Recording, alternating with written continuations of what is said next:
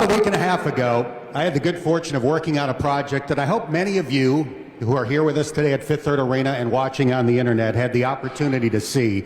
It was a gift to UC basketball fans from local TV producer David Ashbrock, a very talented UC graduate, who took the limited game film that exists from the 1961 National Championship overtime win over Ohio State, footage that he obtained in the attic of Ed Jucker's widow, and brought it back to life as much as humanly possible. This is the 60th anniversary of that national championship win, and for those of us who were not around at the time, it was amazing to get to see Paul Hogue, Tony Yates, Tom Thacker, Bob Wiesenheim, Carl Bolden, and the rest of that team back in action 60 years later. And it was also a reminder of why this is such a special day, because one of the most historic and successful programs in the history of college basketball, one with 6 Final Four appearances, 2 national championships, and legendary players like Oscar Robertson and Kenyon Martin, is about to be in new hands as we welcome one of the most accomplished young coaches in the country to Cincinnati. Bearcat fans, it's Miller time. And now it's my pleasure to introduce the Director of Athletics at the University of Cincinnati, John Cunningham.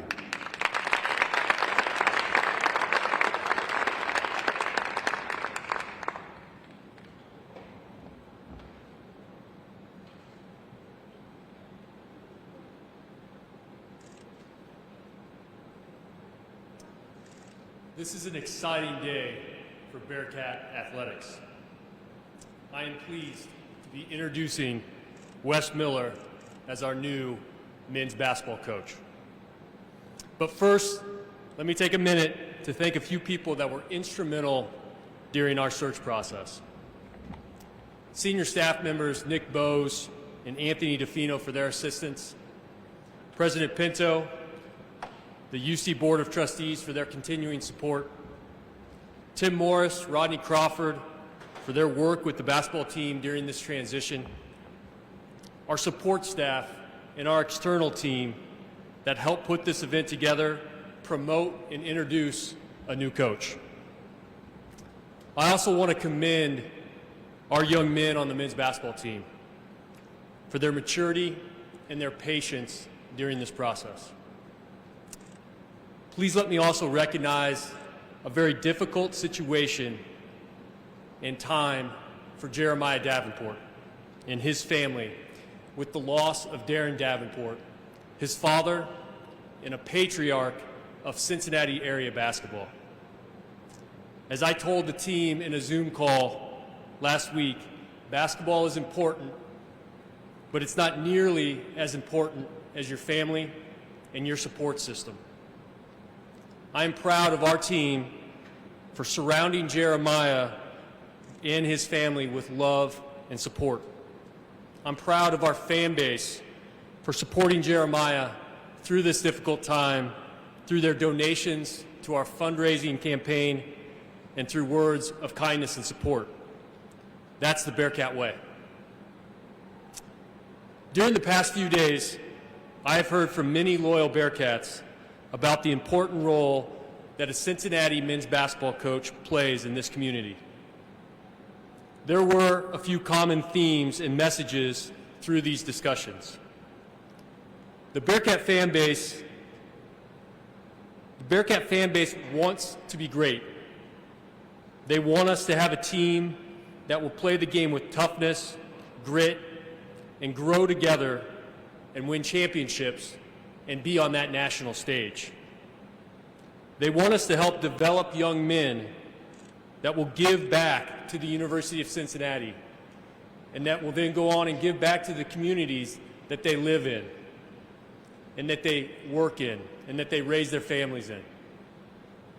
My task as athletics director and steward of this storied basketball program was to lead the effort to find the coach that would accomplish those goals.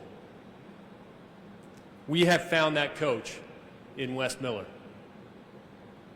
Coach Miller is a unique mix, a young, energetic, head coach with 10 years of head coaching experience, 10 years of serving as CEO of a basketball program, 10 years roaming the bench in-game, making key basketball decisions and in-game adjustments.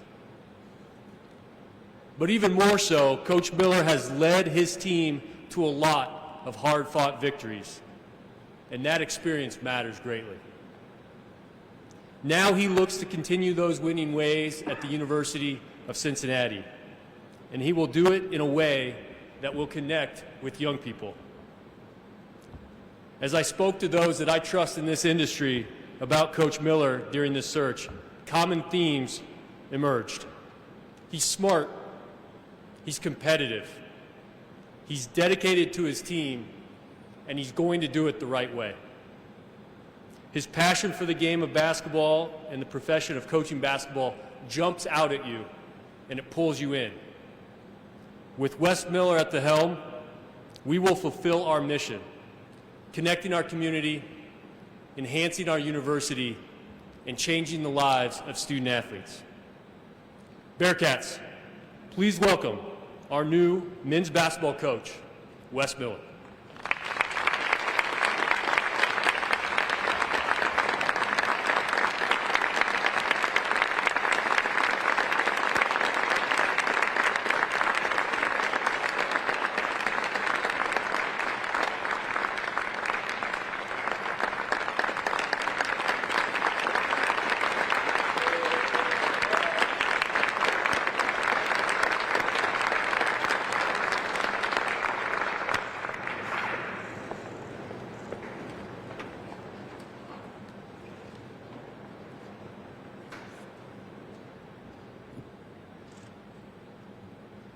John, you got a lot more size than I do, so we're going to have to get this thing down.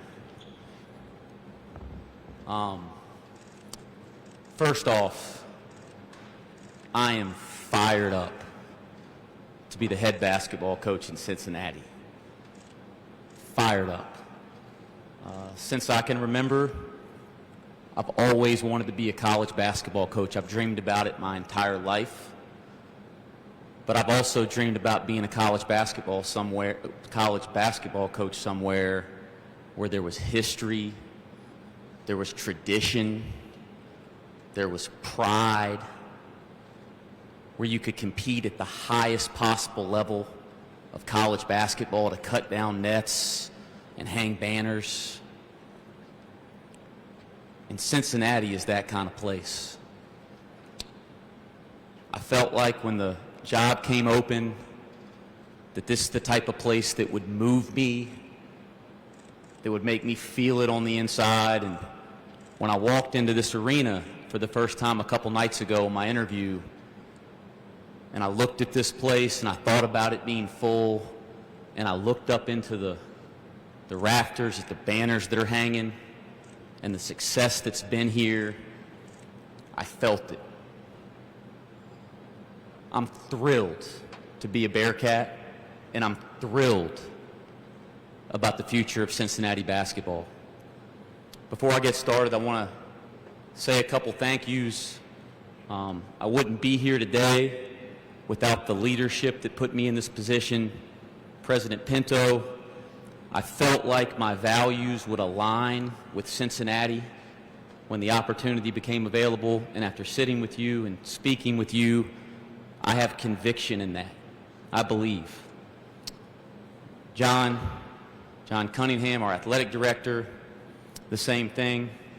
We had multiple conversations over the last 3 or 4 days, and as excited as I was about this job, what was more important to me is that I believed in the people that would be leading me and leading this university, and John fits that as an athletic director in every possible way. I'm thrilled to be working underneath you and working with you. I have to kind of go back here for a second. I would never have been a head coach if Chancellor Linda Brady at UNCG and our athletics director Kim Record at UNCG didn't give me a chance to be a head coach. I will forever be in debt.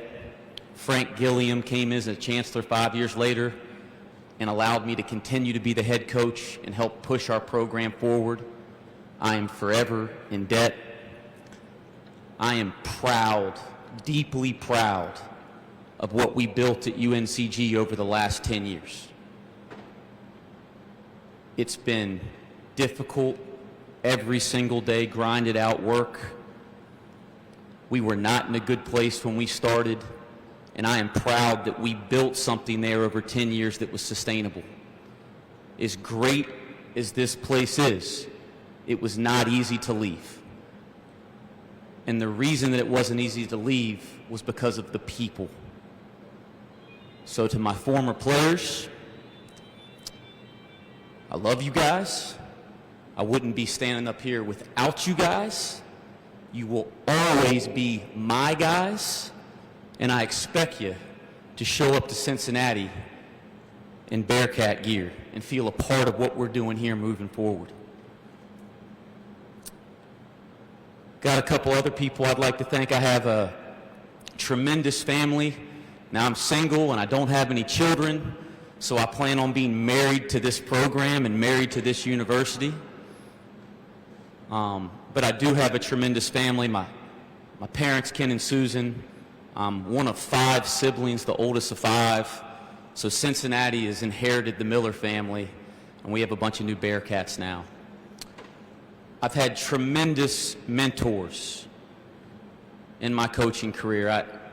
It starts with me with Roy Williams. I sat on his couch in his office a month or so after he got the job at North Carolina, and he was trying to convince me to be a recruited walk-on. I had options to go other places on scholarship, so I didn't have a whole lot of interest in that, but because it was Coach Williams and because I grew up in that area, I certainly was willing to listen. He asked me a question I'll never forget, and the rest is history. He said, "What do you want to do when you're done playing?" "I want to coach." And he said, "Well, you have to come here and play for me because I will help you." And if it wasn't the most prophetic thing that I've ever heard, he has been a mentor, a guiding light in my life, a guiding light as a young coach, and he's been there with me every step of the way. I've had a number of other mentors, and I don't want to mention all of them, but I do want to mention Larry Brown and George Raveling, who has helped guide me a ton in the last 10 years of my journey as a head coach.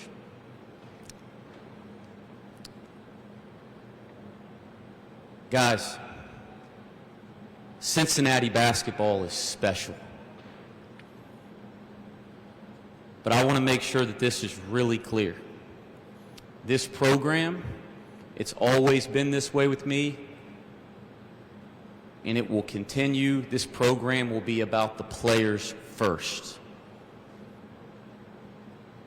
We have a responsibility as coaches in college of leading young people. We have a deep responsibility to help young people grow. I want to win, and I hope people will learn this. I want to win as bad as anybody that's ever done it. I want to win at the highest possible level. But beyond that, there's something more important when you lead young people in college. The student part of student athlete will come first. The development part of the person will come first. We will help young people grow on and off the court. We will invest in young people by building genuine relationships with them and their families. And this program will be about the players first.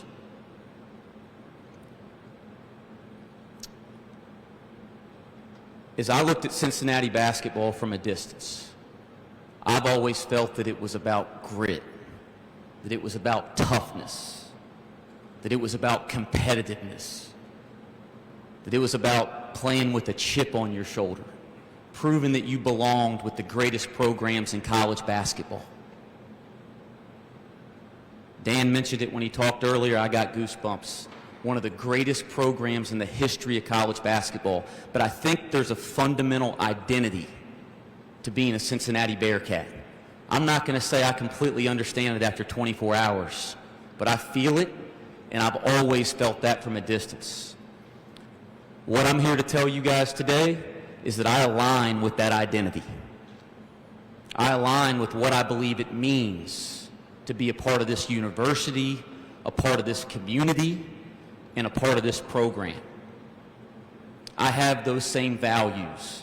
And if everybody that's a Cincinnati Bearcat out there and a member of this special Cincinnati community that I can feel has so much pride, if you can get over my southern accent, I think you'll realize that I belong as well. To the current players here, I want you to know we are going to go out and we are going to recruit Cincinnati Bearcats. We're going to recruit tough, competitive, gritty players that play with the chip on their shoulder and want to hang banners and cut down nets. But I think the foundation is already here. The foundation is already within this program. We can build with you guys. I had an incredible meeting yesterday with the young men on campus. I've been in contact with all the current players, and from a distance, I felt that. After interacting with them, I feel it even stronger. I believe we have a foundation here that if we all step 2 feet in together, can get this program back to where it belongs on the national stage. And I'm committed to being you guys' coach before we go out and look for the next guy. I promise if you'll go 2 feet in with me, I'll be 2 feet in with you. Finally, to all the people of this community, this institution, to all the former players, to all the people that have made Cincinnati special and Cincinnati basketball special, I look forward to fitting in, to getting to know you, and to making you feel that pride that I've felt in all the interactions that I've had to this point by how we approach this moving forward. President Pinto, John, I want to make you guys' decision look really good. And I plan on doing that every single day. Nobody in the country will give more and work harder for a university, an athletic department, and a basketball program than I will. I will make that commitment. I will give my heart and soul to this place. I've been here 24 hours and I already feel it. And as I started this thing, I am fired up to be the head coach at Cincinnati. Go Bearcats.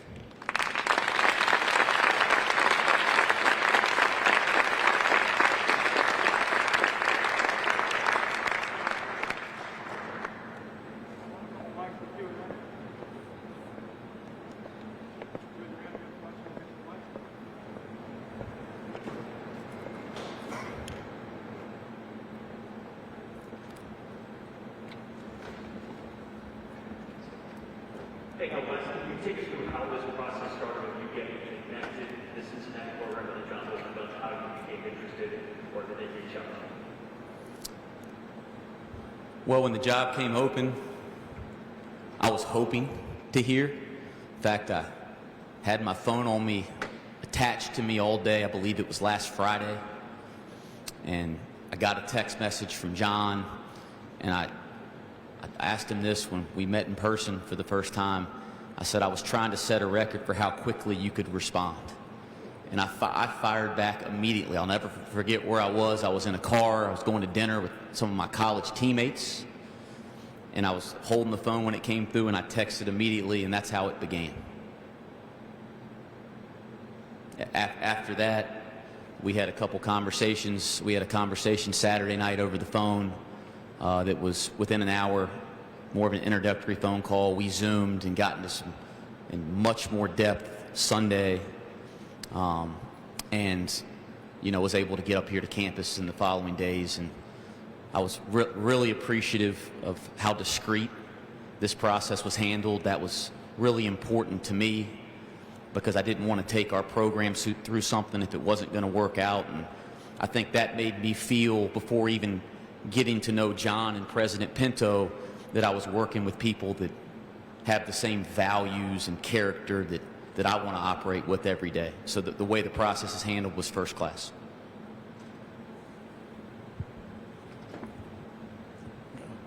Coach, what can you tell us about your relationship or awareness of Cincinnati basketball prior to all of this? I'm sorry, I couldn't. These darn masks, I couldn't hear you. What can you tell us about your relationship or awareness of Cincinnati basketball prior to this? Yeah, well, I grew up watching it. You know, I think John mentioned it in comments he's heard about me. I am a basketball fanatic. I've been passionate about the game of basketball since I can remember. Sometimes I use the term a basketball junkie. And college basketball is what's always inspired me. So from the youngest early age, I've been watching college basketball.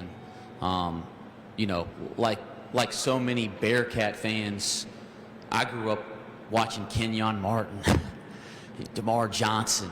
You know, I grew up watching those teams and Coach Huggins' teams in those days. And so that's probably what attracted me on at an early age. I mean, that was a cultural thing, right? I mean, and so even though I grew up in North Carolina, not directly in this area, I'm very well aware of those teams because it was a part of my youth. It was a part of my childhood. As I've gotten into basketball as a profession, I had such a respect for the way that Coach Cronin did things here. I've always tried to pride myself on learning from others, and I've watched so much film on Coach Cronin and his teams over the years just trying to learn basketball. So I won't say that I'm from Cincinnati and that I've been a Bearcat fan my whole life. You guys are going to learn this about me. I'll be really direct and honest. But I think I've had a sense of what Bearcat basketball is. I think I have a sense of the history and tradition of this program. Oscar Robertson played here, 2 national championships, 6 Final Fours. I was aware of that well before John texted me last Friday. But I'll also say, I know I got some work to do. I got some things to learn. And I'm pretty darn coachable, and I learn really quickly. So I know enough to know how special this is. This is somewhere that I'd love to be and be aligned with. But I also realize there's still more for me to learn. Coach, Chad Brindle, Bearcat Journal. You had a chance to chat with some former players yesterday. What did you take from that experience, getting to talk to some of those guys about the program and what it means to them? What I took from it is that experience, the hour or whatever it was, is one of the reasons I want to be the coach here. They care. They have pride. Like you could just feel it through the Zoom. I mean, this is over electronics, for gosh sakes. They care. I felt it coming through the screen because they put this jersey on and they've done things that are going to last forever, and they care about the future of this program. And that's why I wanted to be here. I don't expect to win over every former player. They don't know me. But to know that there's a group that has accomplished what that group has accomplished from generation to generation, that cares that deeply about what it means moving forward, that's something that I want to be a part of. It just affirmed to me why this is such a special place and why I was willing to come here. Coach Brandon Sarah, WTTV. I'm assuming I'm not breaking news to you right now, but Mike Slaughter just announced he's coming back. It's out. That's good news. I'm assuming that just on the recruiting front, you guys got a few spots to fill. How quickly can you get on that recruiting trail and even recruiting your own guys to come back here? Yeah, I tried to allude to this earlier. I'm glad that's out. I wanted Mike to have the ability to put that out on his own. Listen, we're going to recruit. We're going to attract great players to Cincinnati, players that fit this university and fit our program and our values. And I think it's what people in a fundamental way have always thought of when they think of this program. And I'll keep saying it over and over again. Competitive guys, guys that love basketball, that want to play at the highest possible level, that have a chip on their shoulder, that love to guard, that care about the little things that we all know wins every single night, and that have the kind of confidence to go out and make plays on the offensive end and improve throughout the course of a career and develop. But it starts with the current guys. I've done my research here. I watch basketball, so I've paid attention all year. But as I got involved with the job, I did my research. I spent a ton of time on film watching every single player, trying to break them down. And the guys that are currently in this program give us a chance to hit the ground and get off on the right foot and get back to being competitive from day one. And so when I got here, the first thing we did when I landed was sit down with the guys on campus to start meeting with them individually. And then I set up a meeting with Mike because he wasn't able to get down. And fortunately, he's 2 hours away. Got up there last night, met with him and his family. We'd had a couple conversations on the phone. And that's the kind of thing I told Mike. I said, if you say you're coming, you'll be my first recruit to Cincinnati if you're coming back. And that meant a lot to me. It's nice to know that we have somebody that has 3 or 4 years left to play, that wants to give their heart. I think the thing that I found with Mike, talking to him, and I found this talking to everybody, is we already had a lot of common ground, because the things that I feel about Cincinnati, he feels. He's already experienced them. He echoed how much he wants to be in this program, in this university, in this community, how much he wants to do the things that he dreamed of doing when he committed here. Well, we have those same shared dreams and goals. So now it's just, do we fit with each other? And I think, as I felt talking to a lot of these current players here in the last 24 hours, I do think there's an ability to have that kind of a connection right away. But I also know I have to earn that. They may not know me. We're just meeting, and that's difficult. So I want to communicate really clearly, get to know them quickly, but I also want to earn their trust and earn their respect. And I think if they'll give us a chance to do that, I think we can hit the ground running with the current guys. But I'm thrilled the news about Mike is out. I think that's a great way to get started, getting him back in the fold.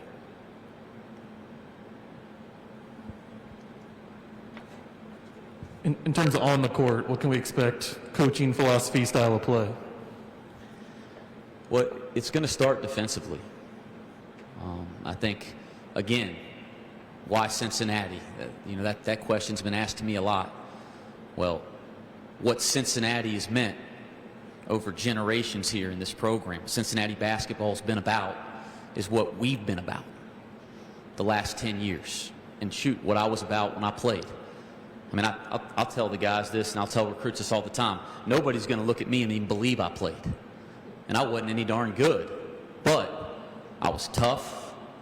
I could guard. I was competitive. And I worked my tail off every day to try to make the most of what I had. And we've coached that way for the last 10 years. Our teams at UNCG, it started on the defensive end. It started on the backboards. We try to not let people play the way they want to play. We try to take people out of things. We always say they have to feel us. The other team has to feel us when they play against us. And I think that fits directly with how I viewed Cincinnati basketball during my lifetime. So it's going to start with defense. It's going to start with rebounding. It's going to start with toughness. It's going to start with those plays that give you an extra possession. Like, we will do everything we can to get one more possession. And then offensively, we're going to let guys play. We're going to recruit guys and retain guys that we believe in, and we're going to let them go be themselves. We're going to play with pace. We're not going to walk the ball up the court every possession. So we'd like to get out in the open floor and get easy baskets. Hopefully our defense can lead to some of that. And then we're going to open up the floor. We're going to play the right way and share the ball. And we're going to let guys go be themselves. I say this all the time. I played the game. It's impossible to play basketball when you're looking over your shoulder. Guys will have to earn everything they get. I will never promise one player minutes or shots. But when guys earn roles, we will let them go out there. And as long as their effort and their focus and their intent is where it's supposed to be, we'll let them play through mistakes all day. We're going to believe in young people. And so offensively, we're going to really open up the floor, give a lot of freedom and confidence, and let guys play. Hey, Wes. Keith Jenkins with the Cincinnati Enquirer. Welcome to Cincinnati. From your perspective, what do you think is the most key to connecting to a 17, 18, 19-year-old student athlete? I think young people today, everybody always says this generation, and there's certainly differences. The world's much different now when you can get that much information to a device that's attached to you all day. So the world's different. But young people aren't any different than we were. They want to know you care. They want to know you're invested. They want to know you believe. And that relational dynamic that happens between coach and player is, to me, where it all starts. And I can't say this enough. It's got to be about the players first every single day. And it can't be lip service. It can't be me standing in front of kids telling them something and then not living what I'm saying every minute of the day. So it starts with that relationship, but that has to be earned and built through action every single day. So I think it's about developing real, genuine relationships where they feel that they're genuinely cared for and their best interest are in your heart. And I think that happens by how you go about it every day, whether it's in recruiting or whether kids actually decide to believe in you and put that jersey on and step into this institution.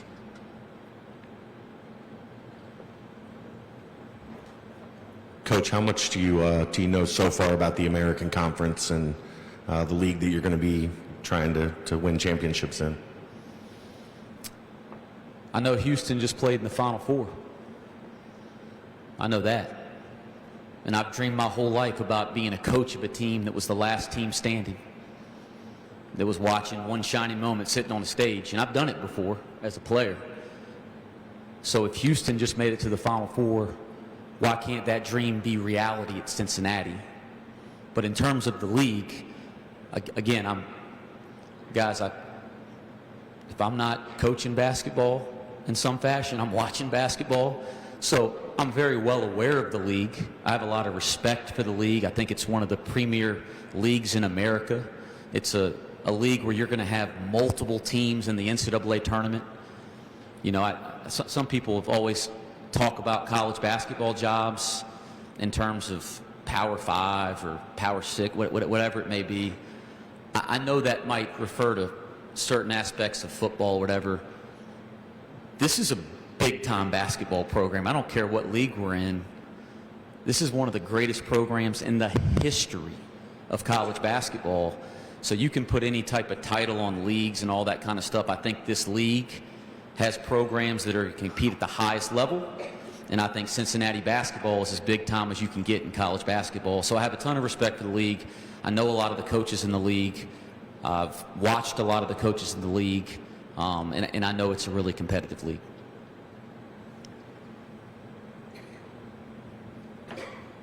Yeah, Wes, can we get your thoughts on the transfer portal and how it might help you remake half a roster pretty quickly?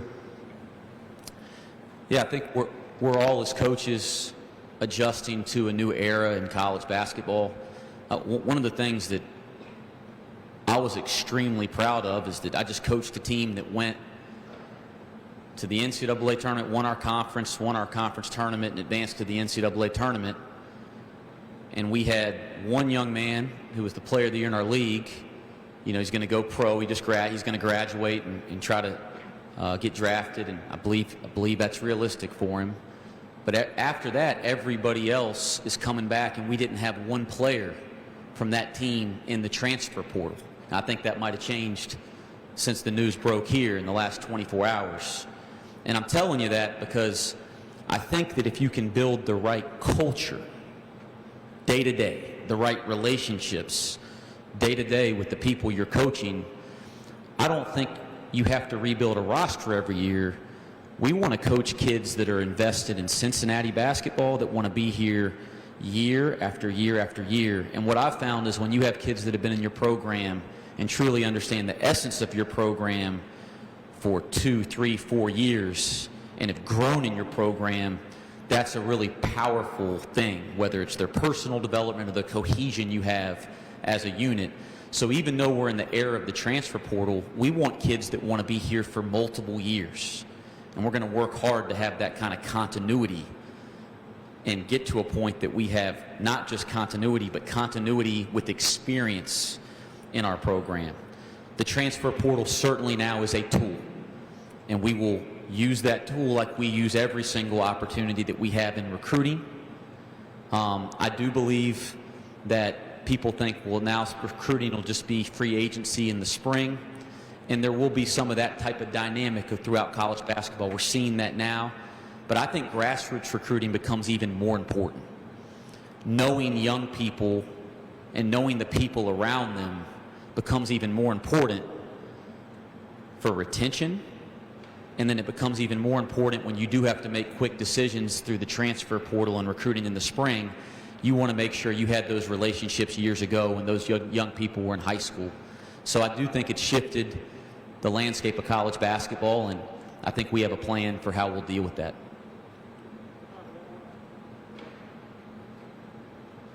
Wes, there's going to be a lot new in your first year. It's a new head coach, and obviously there's going to be a big roster for a lot of new players. What do you define as success? Year one of the program is so much new and happening in the program. Yeah, what does year one look like for success? Yeah, well, first it's going to be assembling a roster that can compete, right? Retaining these current guys. That's priority number one right now. And then building some pieces around them so we have a team that can go out and compete. The second thing is I've never gone into any college basketball season, and I mean this, and not done it to try to be the last person standing. There's 357 teams.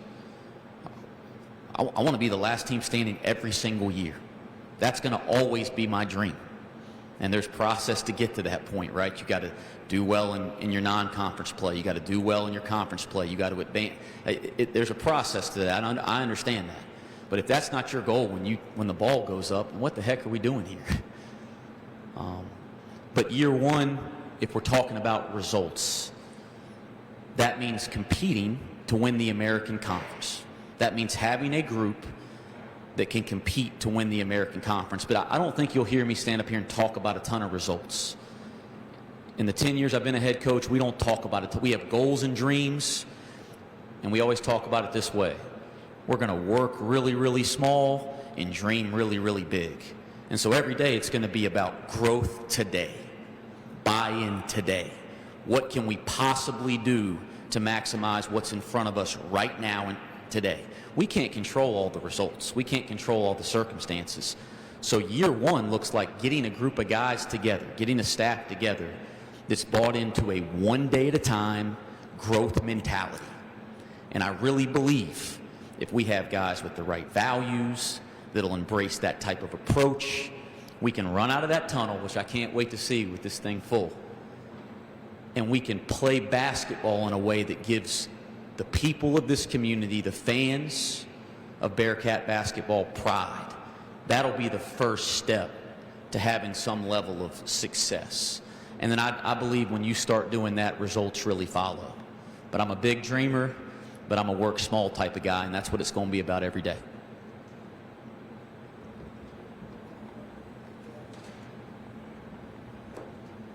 You're familiar with rivalry, being part of North Carolina Duke. What can you tell me on your early first thoughts on the Crosstown shootout? When I walked in here for the first time, I thought about this place being full when we play that other school. And I've been here 24 hours. I already feel it. So there's nothing better than a great rivalry in sports. And I got goosebumps thinking about it. I think it's what you wake up in the morning and you don't hit snooze because of games like that. I think that's what you're working for in the off season. I get goosebumps thinking about it.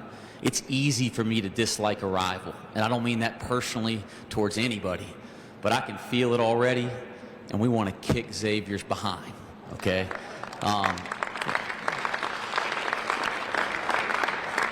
I always have respect, and I played in the Carolina-Duke rivalry, and the one thing I did learn about that was, as fierce as it was, there was a great respect. And one of the reasons the rivalry is so special is because of the success of both programs, and I do think that exists. So I have respect for Travis.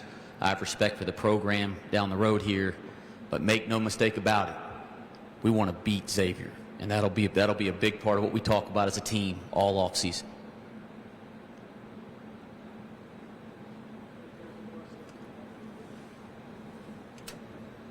All right, thanks, guys.